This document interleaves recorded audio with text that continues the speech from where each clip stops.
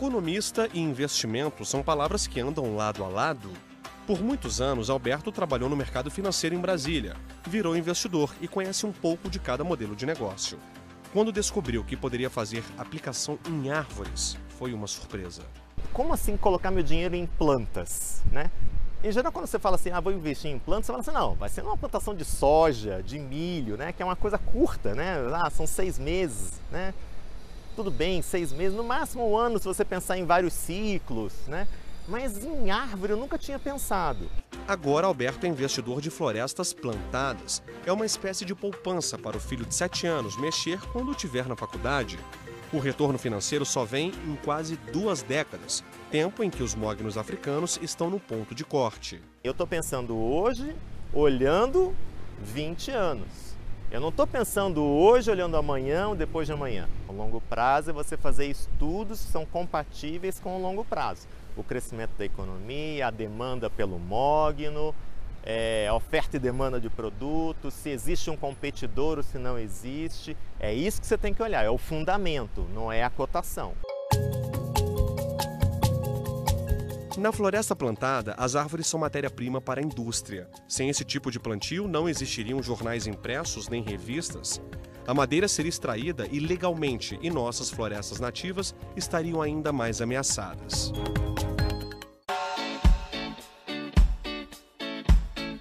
Nossa reportagem percorreu 170 quilômetros para conhecer a floresta do Alberto e de mais 33 investidores. Estamos em Unai, no noroeste de Minas Gerais, cidade que se destaca pela produção de feijão e outros alimentos importantes da dieta brasileira, como a soja.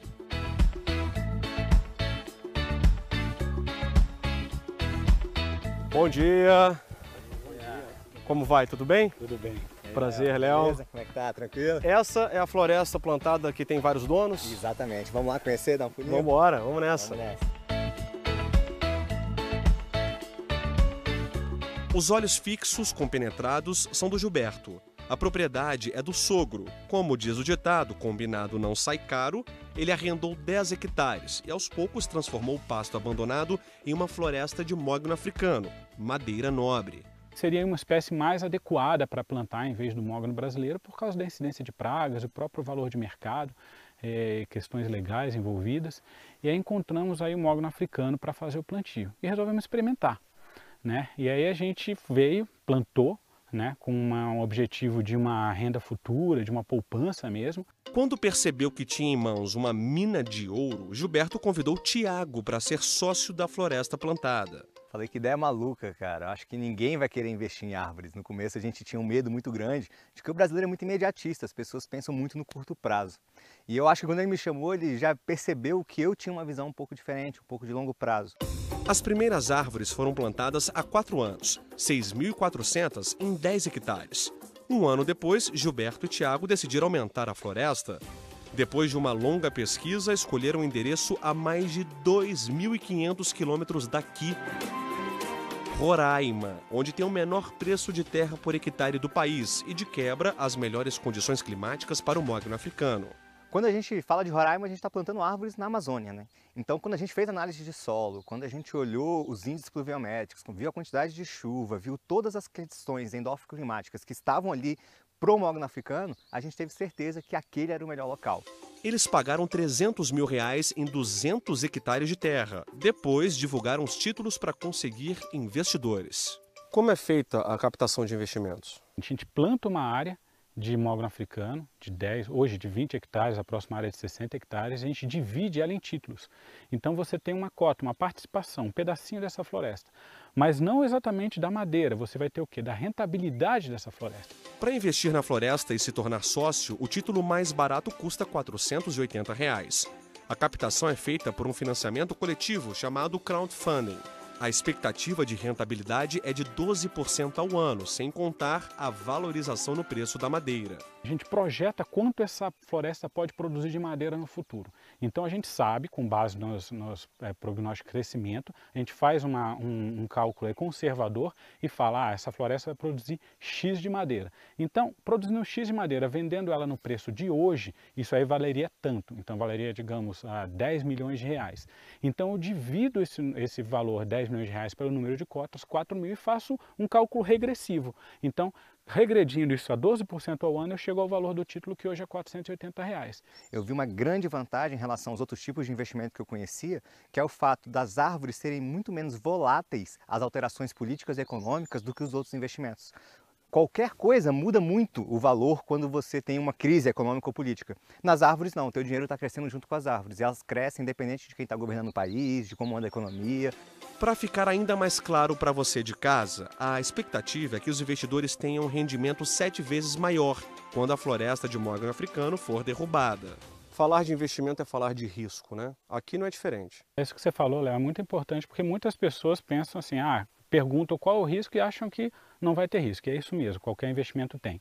Aqui os principais riscos estão relativos à própria floresta, né? Ao risco de incêndio, ao risco de pragas, de vendavais. Essas coisas a gente tenta prevenir ao máximo com o quê? Com um bom manejo florestal. As florestas são monitoradas 24 horas. Para evitar incêndios, são feitos aceiros na época da seca. O risco é menor que 1%. Se ainda assim houver uma catástrofe e acabar com tudo, o plantio tem seguro. Com a indenização dessa floresta, a gente replanta ela, então assim o investidor não perde o dinheiro dele completamente. Mogno africano é uma espécie exótica. No continente de origem, há pragas que ameaçam o plantio. Aqui não há essa preocupação.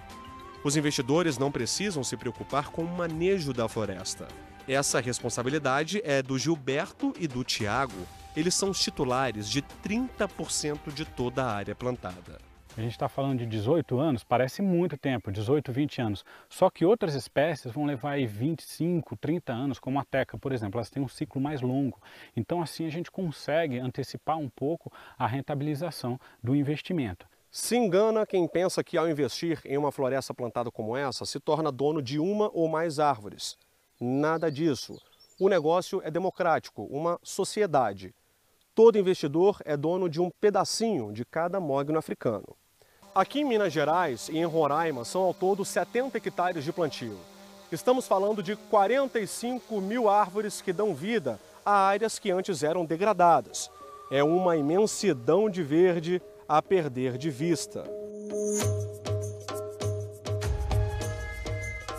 Eu brinco que o investimento florestal não é nada novo. A primeira coisa que tiraram desse país foi para o Brasil. Há 500 anos investir em madeira é um bom negócio.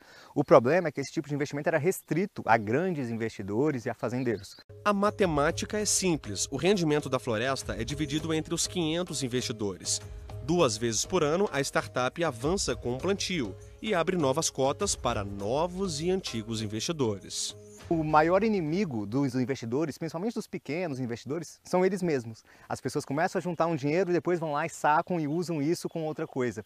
Nas árvores não tem como fazer isso. Depois que ele investiu com a gente, ele tem que esperar a árvore crescer para ele ter retorno. Então isso realmente garante que lá na frente ele vai ter uma reserva.